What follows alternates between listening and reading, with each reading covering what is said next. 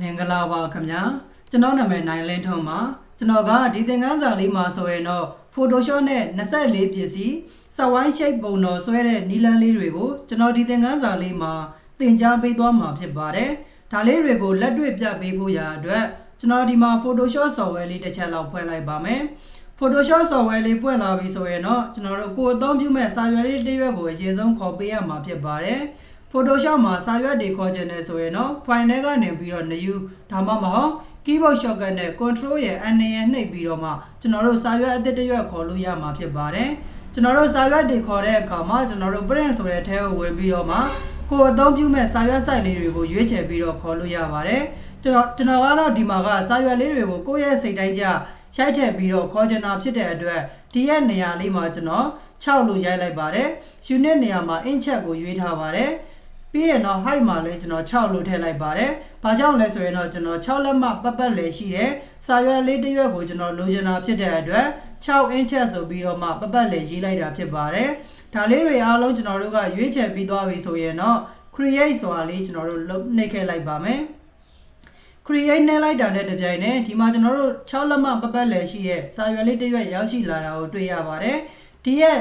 ့စာရွက်ထဲမှာကျွန်တော်တို့က24ပစ္စည်းစဝိုင်း shape ပုံတော်လေးဆွဲမှာဖြစ်တဲ့အတွက်အရင်ဆုံးကျွန်တော်တို့ဆွဲတဲ့အခါမှာ site တွေရဲ့တိအကျနဲ့ရအောင်ဆွဲချင်တာဖြစ်တဲ့အတွက်ကျွန်တော်တို့အရင်ဆုံး guideline လေးတွေသတ်မှတ်ပေးဖို့လိုပါတယ်။ guideline တွေသတ်မှတ်တဲ့အခါမှာ Photoshop ထဲမှာပါတဲ့ကျွန်တော်တို့ပေတံဘားလေးကိုအသုံးပြုပြီးတော့ guideline လေးတွေသတ်မှတ်ပေးရမှာဖြစ်ပါတယ်။တကယ်လို့ကိုယ်အသုံးပြုတဲ့ Photoshop မှာပေတံဘားလေးပြောင်းနေတယ်ဆိုရင်တော့ keyboard ကနေပြီးတော့ control ရဲ့ R ကိုနှိပ်ပြီးတော့မှပေတံဘားလေးကိုအဖြုတ်အတက်လုပ်လို့ရပါတယ်။ control R ကိုတစ်ချက်နှိပ်မယ်ပေတံဘားလေးကပျောက်သွားပါလိမ့်မယ်ပြန်ပြီးတော့ဖော်ချင်တယ်ဆိုရင် control နဲ့ R နဲ့ကိုတစ်ချက်နှိပ်ပေတံဘားလေးကိုပြန်ဖော်လိုက်လို့ရပါတယ်ဒီလိုမျိုးလေးကျွန်တော်တို့ကပေတံဘားလေးရောက်လာပြီဆိုရင်တော့မောက်ရဲ့လက်ကလစ်လေးနဲ့ပေတံဘားပေါ်မှာဖိဆွဲပြီးတော့စာရွက်ရဲ့အလဲကောင်စင်တာတက်တဲ့လောက်မှာ guideline လေးတစ်ခုလောက်သတ်မှတ်လိုက်ပါတယ်အပေါ်ကလည်းဒီလိုပါပဲကျွန်တော်တို့ဒီမှာ guideline လေးတစ်ခုလောက်သတ်မှတ်ပေးခဲ့လိုက်ပါမယ်အခုလိုမျိုးလေးကျွန်တော်တို့ guideline သတ်မှတ်ပြီးသွားပြီဆိုရင်တော့စာရွက်ကိုမြင်ကွင်းလေးချက်ပြီးတော့မှစပြီးတော့မှ24ပစ္စည်းစဝိုင်း shape ပုံတော်လေးစဆွဲတော့မှာဖြစ်ပါတယ်စဝိုင်း shape ပုံတော်ဆွဲဖို့ရာအတွက်ကျွန်တော်တို့တူးပေါက်ထဲကနေပြီးတော့ပန်တူးကိုသုံးပြုပြီးတော့ကျွန်တော်တို့ဆွဲမှာဖြစ်ပါတယ်ပန်တူးကိုသုံးဖို့ရာအတွက် keyboard shortcut P ကိုနှိပ်ပြီးတော့ပန်တူးလေးကိုခေါ်လို့ရပါတယ်ဒီလိုမှမခေါ်တတ်ဘူးဆိုရင်လည်းတူးပေါက်ထဲကနေပြီးတော့ကျွန်တော်တို့ပန်တူးဆိုတာလေးကိုကျွန်တော်တို့ယူလိုက်လို့ရပါတယ်ပန်တူးကိုယူပြီးသွားပြီဆိုတာနဲ့တပြိုင်နက်အပေါ်က option ဘားလေးမှာဒီရဲ့နေရာလေးမှာကျွန်တော်တို့ shape ရဲ့ပတ်ရဲ့နှစ်ခုရှိတယ်အကယ်၍ပန်တူးကိုယူလိုက်တဲ့အချိန်မှာပတ်ဖြစ်နေလို့ဆိုရင်ဒီနေရာမှာကျွန်တော်တို့ shape ကိုပြောင်းပေးထားရမှာဖြစ်ပါတယ် shape ကိုပြောင်းပြီးသွားပြီဆိုရင်တော့ shape color ဆိုတဲ့နေရာမှာ none ကိုထားခဲ့ပေးမယ်စတုပ် color နေရာမှာတော့ကျွန်တော်တို့အမဲရောင်လေးထားခဲ့ပေးပါမယ်အမဲရောင်လေးရွေးခဲ့ပေးမယ်ရွေးပြီးသွားရင်တော့သူ့ရဲ့ stroke size ကိုကျွန်တော်တို့ file လောက်ထားခဲ့လိုက်ပါမယ်ဒါလေးတွေအားလုံးပြီးသွားပြီဆိုရင်တော့ကျွန်တော်တို့ဒီပန်တူးလေးနဲ့စပြီးတော့မှစဝိုင်း shape ပုံတော်လေးစပြီးတော့ဆွဲမှာဖြစ်ပါတယ်ကျွန်တော်တို့အခုဒီမှာပန်တူးလေးယူပြီးသွားပြီဆိုတာနဲ့တပြိုင်နက်ဒီရဲ့ကျွန်တော်တို့ guideline သတ်မှတ်ထားတဲ့အလဲကောင်စင်တာတက်တဲ့လောက်လေးမှာမောက်ရဲ့လက်ကလစ်လေးနဲ့ကလစ်တစ်ချက်နှိပ်ပေးလိုက်ပါမယ်တက်တဲ့လေးပေါ့နော်ကလစ်တစ်ချက်နှိပ်မယ်ပြီးရင်တော့ကျွန်တော်တို့စာရွက်ကိုမြင်ကွင်းလေးပုံမှန်အတိုင်းပြန်ထားမယ်ပြီးရင်တော့သူ့ရဲ့ guideline လေးနဲ့တက်တဲ့ keyboard ကနေပြီးတော့ရှစ်ကိုဖိပြီးတော့မှကလစ်တစ်ချက်နှိပ်ပေးလိုက်ပါမယ်ရှစ်ကိုဖိပြီးတော့ကလစ်တစ်ချက်နှိပ်လိုက်တာနဲ့တပြိုင်နက်ကျွန်တော်တို့ဆွဲလိုက်တဲ့ပန်တူးပန်လန်းချောင်းလေးကအခုလိုမျိုးတက်တဲ့လေးထွက်လာမှာဖြစ်ပါတယ်ဒီလိုမျိုးလေးရလာပြီဆိုရင်တော့အဆင်ပြေသွားပါပြီဒီမှာကျွန်တော်တို့ layer ပေါင်းလေးမှာကိုဆွဲထားတဲ့ဒီရဲ့ပန်တူးနဲ့ဆွဲထားတဲ့ shape လမ်းကြောင်းလေးကိုသူ့ရဲ့ layer ပေါ်မှာ right click နှိပ်ပြီးတော့မှ raster light layer လေးကျွန်တော်တို့ပြောင်းပေးခဲ့ရပါမယ်raster light layer ပြောင်းတာကတော့ကျွန်တော်တို့ shape layer မဟုတ်တော့ဘဲနဲ့ object အနေနဲ့ကျွန်တော်တို့ပြောင်းလဲခဲ့ပေးတာဖြစ်ပါတယ်ဒီလိုမျိုးပြောင်းပြီးသွားပြီဆိုရင်တော့သူ့ရဲ့ဆွဲထားတဲ့ဒီရဲ့ shape layer လေးကို copy လေးထပ်ပြီးတော့ပွားပါမယ် Photoshop မှာ copy ပွားဖို့ရာအတွက် keyword က control ရဲ့ J ရဲ့နှိပ်ပြီးတော့ layer ကို copy ပွားလိုက်လို့ရပါတယ်ဒီလိုမျိုးလေး copy ပွားပြီးသွားပြီဆိုရင်တော့ကျွန်တော်တို့ဒီမှာလောလောဆယ် mouse pointer မှာပန်တူးကြီးဝင်နေတယ်keyboard ကနေ V ကိုနှိပ်ပြီးတော့မူတူးလေးကိုပြန်ခေါ်ထားပါမယ်ဒါလေးခေါ်ပြီးသွားပြီဆိုရင်တော့ကျွန်တော်တို့ copy ပွားထားခဲ့တဲ့ဒီရဲ့လမ်းကြောင်းလေးတစ်ခုကိုလှည့်လိုက်ပါမယ်စောင်းလိုက်မယ်ပေါ့နော်ဒီလိုမျိုးတွေစောင်းဖို့ရာအတွက် keyboard က control ရဲ့ T ရဲ့နှိပ်ပြီးတော့ free transform tool လေးကိုခေါ်လိုက်ပါတယ် free transform tool ကိုခေါ်ပြီးတော့အခုလောလောဆယ်လှည့်လိုက်တဲ့အချိန်မှာမြင်းချောင်းကြီးကအလဲကောင်းစင်တာကနေပြီးတော့လဲနေတာကိုတွေ့ရပါတယ်ကျွန်တော်တို့လှည့်ကျင်တဲ့ပုံစံအနေထားကဒီအောက်ခြေကနေပြီးတော့လှည့်ကျင်တာဖြစ်တဲ့အတွက်ဒီတိုင်းရိုးရိုးတန်းပြီးတော့လှည့်လို့အဆင်မပြေတော့ဘူးဒါကြောင့် control Z လေးပြန်ခေါ်ပါမယ် control Z တစ်ချက်နေတယ်စာရွက်ကိုမြင်ကွင်းလေးချက်ပြီးတော့ order လေးကိုလက်က free မောက်ရဲ့လက်ကလစ်လေးနဲ့ဖိဆွဲပြီးတော့မှလဲကောင်း pointer အမှတ်လေးမှာအခုလိုမျိုးလေးထောက်ပေးထားပါမယ်ပြီးပြီဆိုရင်တော့မြင်ကွင်းလေးကိုပြန်ချုပ်မယ်ခြုံပြီးသွားပြီဆိုရင်တော့သူ့ကိုကျွန်တော်တို့ကပုံမှန်အတိုင်းအခုလိုမျိုးလေးလှည့်လိုက်တဲ့အချိန်မှာအောက်ခြေလေးကနေလဲသွားတာကိုတွေ့ရပါလိမ့်မယ်ဒီလိုမျိုးလေးလဲသွားတဲ့အချိန်မှာကျွန်တော်တို့က degree အတိအကျလှည့်ချင်တာဖြစ်တဲ့အတွက်အပေါ်က option bar လေးမှာ degree ထည့်တဲ့နေရာလေးမှာကျွန်တော်တို့15 degree လောက်လှည့်ပေးပါမယ်။ဘာကြောင့်15 degree လှည့်လဲဆိုရင်တော့ကျွန်တော်တို့ကစဝိုင်းတစ်ဝိုင်းရဲ့ပတ်ပတ်လည် degree က360 degree ရှိတယ်။360 degree ရှိတဲ့စဝိုင်းတစ်ဝိုင်းမှာကျွန်တော်တို့က24ပစ္စည်းဆွဲမှာဖြစ်တဲ့အတွက်360ကို24နဲ့ကျွန်တော်တို့စားလိုက်တဲ့အချိန်မှာကျွန်တော်တို့15ရမယ်ပေါ့နော်တကယ်လို့မသေးကြဘူးဆိုရင်လည်းကျွန်တော်တို့ဒီမှာ calculator လေးခေါ်ပြီးတော့တစ်ချက်စားကြည့်လို့ရပါတယ်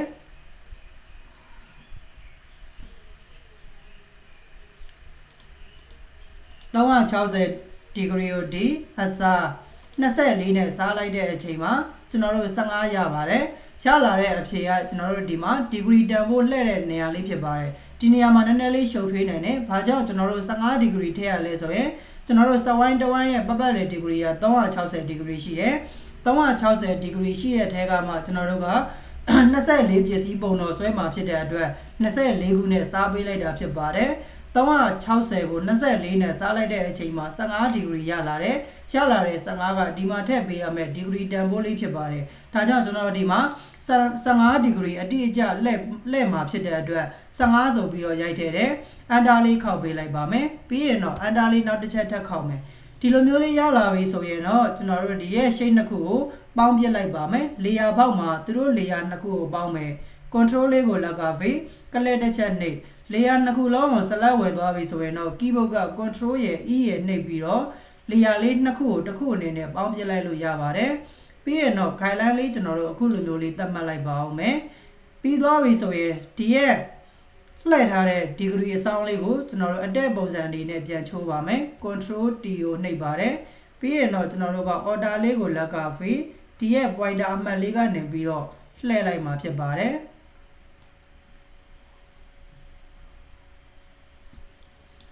ဒီလိုမျိုးလေးပေါ့နော်ကျွန်တော်တို့တက်တက်လေးအလဲကောင်း pointer အမှတ်လေးကနေပြီးတော့လှည့်မယ်ပြီးရင်တော့ enter ခောက်လိုက်ပါမယ်ဒီမှာကျွန်တော်တို့အနေငယ်မညီတဲ့အပိုင်းလေးတွေရှိတယ် keyboard က arrow key လေးနဲ့အလဲကောင်း center လေးကိုတက်အောင်အခုလိုမျိုးလေးချိန်ထားပေးရမှာဖြစ်ပါတယ်ဒါမျိုးလေးကျွန်တော်တို့ချိန်ပြီးသွားပြီဆိုရင်တော့ကျွန်တော်တို့အဆင်ပြေသွားပြီဖြစ်ပါတယ်ပြီးရင်အခုလိုမျိုးကျွန်တော်တို့ကအညီအညာတိအကျမဟုတ်ဘဲနဲ့24ပစ္စည်းပုံတော်ဖန်တီးပြီးတော့ဆွဲတဲ့အချိန်မှာနောက်ဆုံးပိုင်းမှာကျွန်တော်တို့မညီမညာတာတွေမသက်မရက်တာတွေကျွန်တော်တို့ဖြစ်နိုင်ပါတယ်ဒါကြောင့်ကျွန်တော်တို့အစာပိုင်းဆွဲကြတဲ့ကမှအတိအကျနဲ့ကျွန်တော်တို့ရအောင်ဆွဲပေးဖို့လိုပါတယ်အခုပုံစံအနေထားလေးရလာပြီဆိုရင်တော့ကျွန်တော်နောက်ထပ် guideline လေးတစ်ခုလောက်ထပ်ပြီးတော့သတ်မှတ်လိုက်ပါဦးမယ်ပေတံဘာကနေပြီးတော့ဒီလောက်အနေထား guideline လေးသတ်မှတ်လိုက်ပါမယ်ပြီးရင်နောက်ထပ်ကျွန်တော်ဒီမှာဒီလောက်အနေထားလောက်လေးမှာထပ်ပြီးတော့မှ guideline လေးတစ်ခုထပ်ပြီးတော့သတ်မှတ်လိုက်ပါတယ်ဒါမျိုးလေးတွေသတ်မှတ်ပြီးသွားပြီဆိုရင်တော့ keyboard ကနေပြီးတော့ pen tool လေးကိုယူလိုက်ပါတယ်pen tool ကိုယူပြီးသွားပြီဆိုရင်တော့စာရွက်ကိုမြင်ကွင်းလေးအနည်းငယ်ချဲ့မယ်ဆွဲလို့ကောင်းတဲ့အနေထားလောက်လေးပေါ့နော်ပြီးရင်ဒီမှာ click တစ်ချက်နှိပ်မယ်ပြီးရင်တော့ဒီနားလေးမှာအခုလိုမျိုးလေးအခုံးပုံစံလေးဆွဲလိုက်ပါမယ်ပြီးသွားပြီဆိုရင်တော့ဒီအပေါ် guideline လေးမှာဒီပုံစံတိုင်းလေး click တစ်ချက်နှိပ်လိုက်ပါတယ်ဒါဆိုရင်တော့ကျွန်တော်တို့အခုလိုမျိုးအကွေးပုံစံအနေထားလေးရသွားပြီဖြစ်ပါတယ်ကိုကြိုက်နေတဲ့ပုံစံလေးရပြီဆိုရင်တော့ကျွန်တော်တို့ video နှိပ်ပြီးတော့ move tool လေးကိုခေါ်မယ် move tool ကိုခေါ်ပြီးသွားပြီဆိုရင်တော့လက်ရှိဆွဲထားခဲ့တဲ့ဒီရဲ့shapeလေးကို right click နှိပ်ပြီးတော့မှ raster light layer လေးပြောင်းခဲ့ပေးပါမယ်ပြီးရင်တော့သူ့ကိုအောက်မှာအညီအညာလေးထားပေးမယ် arrow key လေးတွေနဲ့ပဲသူတို့တွေကိုဒီပုံစံတိုင်းလေးအညီအညာလေးထားပေးလိုက်ပါမယ်ဒါလေးပြီးသွားပြီဆိုရင်တော့ copy လေးပွားလိုက်ပါမယ် control ရဲ့ J ရဲ့နှိပ် copy လေးပွားလိုက်ပါတယ် copy ပွားပြီးသွားပြီဆိုရင်တော့ရှစ်ကိုဖိပြီးတော့ဒီဘက်ကိုဆွဲတယ်သူ့ကိုဟိုဘက်ဒီဘက်ပြောင်းပြန်လှမ်းချင်တာဖြစ်တဲ့အတွက် order ကိုလက်ကဖိE ရဲ့ A ရဲ့ H ရဲ့ကိုတစ်ချက်နှိပ်ဟိုဘက်ဒီဘက်ပြောင်းပြန်လှမ်းပေးလိုက်ပါတယ်ပြီးရင်တော့ရှစ်ကိုလက်ကဖိဒီပုံစံလေးဆွဲလိုက်မယ်ဒါဆိုရင်တော့ကျွန်တော်တို့24ပစ္စည်းပုံတော်မှာအခုလိုမျိုးပုံစံဒီဇိုင်းလေးရလာပြီဖြစ်ပါတယ်ဆွဲထားတဲ့ shape လေးတွေကိုအားလုံးပေါင်းလိုက်ပါမယ် control ကိုလက်ကဖိ layer ပေါက်လေးမှာကျွန်တော်တို့ဆွဲထားခဲ့တဲ့ shape ပုံစံ layer လေးတွေအားလုံးကိုဆက်လက်ပေးတယ်တစ်ခုတည်းအနေနဲ့ပေါင်းပြလိုက်ပါမယ် control ရဲ့ E ရဲ့ကိုတစ်ချက်နှိပ်ကျွန်တော်တို့ပေါင်းပြလိုက်တာဖြစ်ပါတယ်ဒါလေးပေါင်းပြီးသွားပြီဆိုရင်တော့ကျွန်တော်တို့ဒီအပေါ်မှာပုံနေတဲ့အပိုင်းလေးတွေရှိတယ်ဒီအပိုင်းလေးတွေကိုကျွန်တော်တို့မလိုချင်တာဖြစ်တဲ့အတွက် keyboard ကနေပြီးတော့ E ကိုနှိပ်ပြီးတော့ eraser tool လေးကိုခေါ်တယ် right click နှိပ်ပြီးတော့မှ head round ဆိုတာလေးကိုယူလိုက်မယ်ပြီးရင်ဒီမှာကိုမလိုအပ်တဲ့အပိုင်းလေးတွေကိုမလိုချင်တဲ့အပိုင်းလေးတွေကိုဖြတ်ထုတ်ပလိုက်လို့ရပါတယ်ဒီပုံစံတန်းလေးပေါ့နော်ဒါလေးတွေကတော့ကိုယ့်ရဲ့စိတ်တိုင်းကြပုံဖော်ပြီးတော့မှဆွဲလို့ရတာဖြစ်တဲ့အတွက်ကို idea ရှိရင်ရှိတယ်လို့မျိုးဆွဲလို့ရပါတယ်အခုဒါဆိုရင်ကျွန်တော်တို့ဒီမှာ24ပစ္စည်းပုံတော်ဆွဲတဲ့အခါမှာပထမဆုံး shape ပုံစံ design လေးတစ်ခုတော့ရလာပြီဖြစ်ပါတယ်ရလာတဲ့အချိန်မှာဒီရဲ့ guideline လေးတွေကမလိုအပ်တော့ပါဘူးအကုန်လုံးကိုဖြတ်ပစ်လိုက်မယ်မောက်ရဲ့လက်ကလစ်လေးနဲ့ပေတံဘားလေးပေါ်ကိုပြန်ဆွဲပြီးတော့တင်လိုက်ပါတယ်လက်ရှိဒီမှာဆွဲထားခဲ့တဲ့24ပစ္စည်းပုံတော် shape လေးတစ်ခုကို copy ထပ်ပြီးတော့မှပွားလိုက်ပါမယ် control ရဲ့ J ရဲ့နှိပ်ပြီးတော့ layer ပေါက်လေးမှာ copy တစ်ခုထပ်ပြီးတော့ပွားလိုက်ပါတယ် copy ပွားပြီးသွားပြီဆိုရင်တော့သူ့ကိုကျွန်တော်တို့လှည့်ဖို့ရာအတွက် control ရဲ့ T ရဲ့နှိပ်ပြီးတော့ free transform tool လေးကိုခေါ်ပါမယ်အခုလောလောဆယ်လှည့်တဲ့အခါမှာအလဲကောင်ကြီးကနေလဲနေတာဖြစ်တဲ့အတွက် keyboard ကနေပြီးတော့ order ကိုလက်ကဖိမောက်ရဲ့လက်ကလစ်လေးနဲ့ဖိဆွဲအလဲကောင် pointer လေးမှာကလစ်တစ်ချက်နှိပ်လိုက်ပါတယ်ပြီးပြီဆိုရင်တော့သူ့ကိုကျွန်တော်တို့လှည့်ကြည့်မယ်ဒီပုံစံလေးရလာပါတယ်ကျွန်တော်တို့ကဒါကုန်မှ degree ကိုအတိအကျလိုချင်တာဖြစ်တဲ့အတွက်15 degree ကျွန်တော်တို့ထည့်ပေးပါမယ်ဘာကြောင့်15 degree ထည့်ပေးရလဲဆိုရင်တော့ကျွန်တော်တို့က371တဝမ်းရဲ့ပတ်ပတ်လည် degree က360 degree ရှိတယ်ကျွန်တော်တို့က24ပစ္စည်းပုံတော်ဆွဲမှာဖြစ်တဲ့အတွက်24နဲ့စားလိုက်တဲ့အချိန်မှာ15 degree ကျွန်တော်တို့ရလာပါတယ်ရလာတဲ့တန်ဖိုးလေးကဒီရဲ့ degree လှည့်တဲ့နေရာလေးမှာထည့်ပေးရမှာဖြစ်ပါတယ်ဒီလိုမျိုးကျွန်တော်တို့က degree တွေကိုအတိအကျမထည့်ဘဲနဲ့မောက်နဲ့ကျွန်တော်တို့ဘယ်နေရာကနေပြီးတော့ဘယ်လိုဆွဲမယ်ဒီလိုမျိုးတွေဆွဲနေမယ်ဆိုရင်တော့ကျွန်တော်တို့ထွက်လာတဲ့24ပစ္စည်းပုံတော်ကမသက်မရက်တွေကျွန်တော်တို့ဖြစ်နေတတ်ပါတယ်ဒါလေးတွေကိုသတိထားပေးဖို့လိုပါတယ်အခုဒီမှာကျွန်တော်တို့15 degree ထည့်လိုက်ပါမယ်ပြီးရင်တော့ under လေးခောက်လိုက် under ခောက်လိုက်ပါမယ် under ခောက်ပြီးသွားပြီဆိုရင်တော့နောက်ထပ်စဝိုင်းလေးတွေထပ်ပြီးတော့ပွားမှာဖြစ်တဲ့အတွက်အလွယ်တကူပဲ keyboard shortcut နဲ့ control ရဲ့ order ရဲ့ shift ရဲ့ T ရဲ့ကိုတွဲပြီးတော့မှနှိပ်ပေးပါမယ် control order shift ကိုလက်ကနေဖိထားမယ် T ကိုတစ်ချက်ချင်းနှိပ်လိုက်တဲ့အချိန်မှာအခုလိုမျိုးလေးကျွန်တော်တို့ထွက်လာတာကိုတွေ့ရပါလိမ့်မယ်sorry ကျွန်တော်မှားသွားပြီเนาะ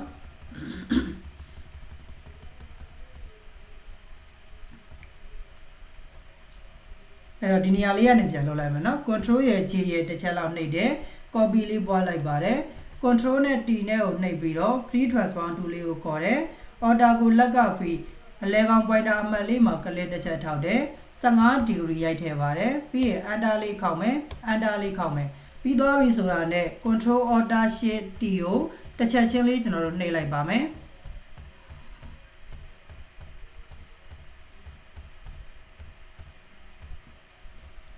control order shift ကိုလက်ကဖိ T ကိုတစ်ချက်ချင်းနှိပ်လိုက်တဲ့အချိန်မှာဆိုရင်အခုလိုမျိုး24ခုကိုသူကအညီအညာလေးကျွန်တော်တို့ရလာတာကိုတွေ့ရပါလိမ့်မယ်တကယ်လို့ကျွန်တော်တို့က degree တန်ဖိုးတွေမမှန်မှုဆိုရင်အခုလိုမျိုး control order shift T ကိုနှိပ်လိုက်တဲ့အချိန်မှာအစောနာလိုမျိုးကြီးပေါ့ကြီးစင်ကလေးကြီးဖြစ်သွားတာမျိုးတွေ shape တွေကတစ်ခုနဲ့တစ်ခုထပ်သွားတာမျိုးတွေကျွန်တော်တို့ဖြစ်တတ်ပါတယ်ဒီလိုမျိုးတွေမဖြစ်အောင်ကိုကစပြီးတော့မှဆွဲတဲ့အချိန်ကလေးကခိုင်လန်းလေးတွေသတ်မှတ်ပြီးတော့အချိုးအစားအညီအညာနဲ့ကျွန်တော်တို့ဆွဲပေးခဲ့ရတာဖြစ်ပါတယ်အခုဒါဆိုရင်ကျွန်တော်တို့24ပစ္စည်းshape ပုံတော်ပုံစံလေးကျွန်တော်တို့ရလာပြီဖြစ်ပါတယ်layer ပေါက်မှာကျွန်တော်တို့ပွားလိုက်တဲ့ layer တွေကအများကြီးပဲဖြစ်နေတယ်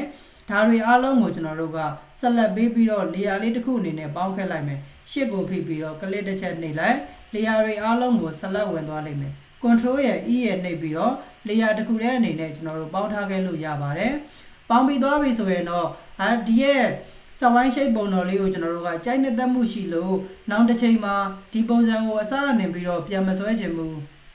ဒီရဲ့ပုံစံလေးကို Photoshop ထဲမှာကျွန်တော်တို့ brush အနေနဲ့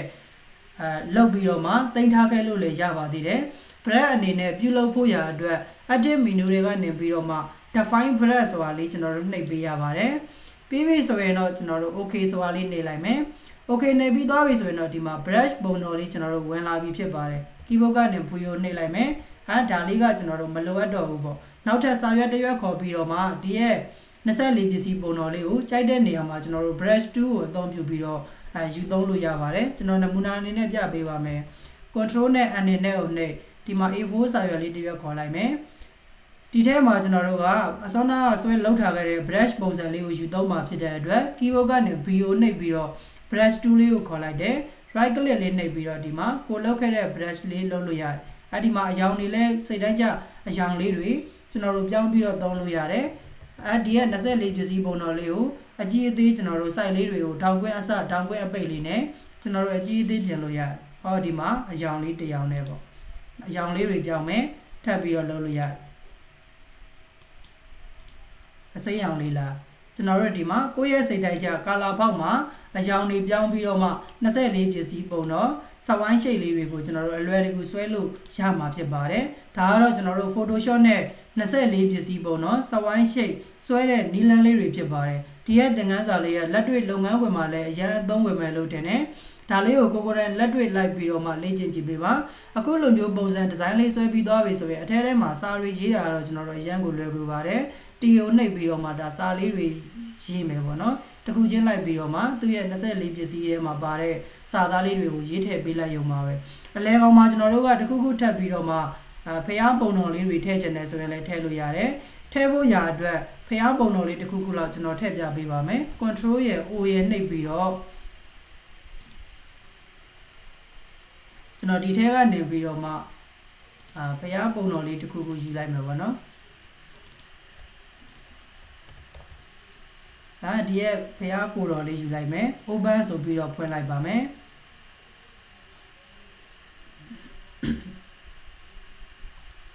ပြီးရင်တော့ဒီပုံတော်လေးကိုဆွဲပြီးတော့မှကိုဆွဲထားတဲ့ shape ထဲကိုဆွဲထည့်မယ်ဒီရဲ့ပုံလေးကမလိုအပ်တော့ပါဘူး control W နဲ့ပိတ်လိုက်မယ်ဒီရဲ့ဖျားကိုတော်ပုံစံလေးကိုကျွန်တော်တို့ကစက်ဝိုင်းပုံစံလေးလိုချင်တာဖြစ်တဲ့အတွက် keyboard ကနေပြီးတော့ shortcut key M ကိုနှိပ်ပြီးတော့မှ elliptical marquee tool လေးကိုခေါ်လို့ရတယ်စက်ဝိုင်း shape လေးတစ်ခုဆွဲလိုက်မယ်စက်ဝိုင်း selection လေးတစ်ခုဆွဲလိုက်မယ်စက်ဝိုင်းကိုဝိုင်းဆက်ဆက်လေးထွက်အောင်ရှစ်ကိုဖိပြီးတော့ဆွဲပါတယ်ဆွဲပြီးသွားပြီဆိုရင်တော့ဒီမှာ site လေးတွေချိန်မယ် control ရဲ့ရှစ်ရဲ့ I ကိုနှိပ်ပြီးတော့ selection ကိုပြောင်းပြန်လမ်း keyboard ကနေ back space နဲ့ဖြတ်လိုက်တယ်ဆိုရင်တော့အခုလိုမျိုးဖျားကိုတော့ပုံစံလေးဟာအဝိုင်းပုံစံအနေထားလေးရလာမှာဖြစ်ပါတယ်လက်ရှိကျွန်တော်တို့ selection ဝင်နေပါတယ် control ရဲ့ D ရဲ့နှိပ် selection ကိုပြန်ဖြုတ်လိုက်လို့ရပါတယ်ပြီးရင်တော့ V ကိုနှိပ် move tool လေးကိုခေါ်တယ်ဒီရဲ့အလဲကောင်စက်တာလေးမှာကျွန်တော်တို့ထားပေးရမှာဖြစ်ပါတယ်ပြီးရင်သူ့ကိုကျွန်တော်တို့စတုပ်လေးထည့်ချင်ပါတယ်ဆိုရင် layer ဘောက်မှာနှစ်ချက်နေစတုပ်ဆိုတဲ့ထဲကနေပြီးတော့မှဒီမှာစတုပ်လေးတစ်ခုထည့်လိုက် okay နှိပ်လိုက်တယ်ဆိုရင်တော့ကျွန်တော်တို့အခုလိုမျိုးပုံစံလေးကျွန်တော်တို့ရရှိသွားပြီဖြစ်ပါတယ်ဒါဆိုအားလုံးနားလည်လောက်မယ်လို့ထင်တယ်ကျွန်တော်ကသင်ခန်းစာအရန်ရှည်သွားမှာဆိုတဲ့အတွက်စာတွေကိုတော့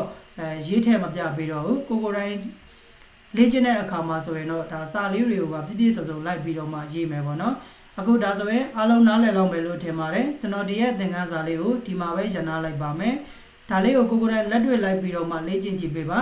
အကယ်၍ကိုတိုင်းလေ့ကျင့်တဲ့အခါမှာမရတဲ့နေရာလေးတွေရှိတယ်ကျွန်တော်သင်ပေးတာနားမလည်လိုက်တဲ့နေရာလေးတွေရှိတယ်ဆိုရင်လည်းကျွန်တော်ပြန်ပြီးတော့မှမေးမြန်းပေးလို့ရပါတယ်အကယ်၍ကိုတိုင်းလေ့ကျင့်ပြီးသွားပြီကိုလည်းအမှန်တကယ် Photoshop software ထဲမှာအခုလိုမျိုးပုံတော်လေးတွေဆွဲတတ်နေပါပြီဆိုရင်တော့ကိုလေ့ကျင့်ထားတဲ့ပုံလေးကို screenshot ရိုက်ပြီးတော့ဒီသင်ခန်းစာရဲ့ comment လေးမှာမှန်းခဲ့ပေးပါအောင်ခင်ဗျာ DONE done ဆိုပြီးတော့လည်းရေးခဲ့ပေးပါအောင်ခင်ဗျာဒါမှကျွန်တော်သင်ပေးတဲ့သင်ခန်းစာလေးတွေကိုဘယ်သူတွေကတော့အမှန်တကယ်လိုက်ပြီးတော့လေ့လာနေပါတယ်လေ့ကျင့်နေပါတယ်ဆိုတာလေးတွေကိုကျွန်တော်ကိုယ်တိုင်လည်းသိရအောင်လို့ပါအခုဒါဆိုရင်တော့ကျွန်တော်ဒီသင်ခန်းစာလေးကိုဒီမှာပဲရှင်းနာလိုက်ပါမယ်အားလုံးအဆင်ပြေကြပါစေခင်ဗျာ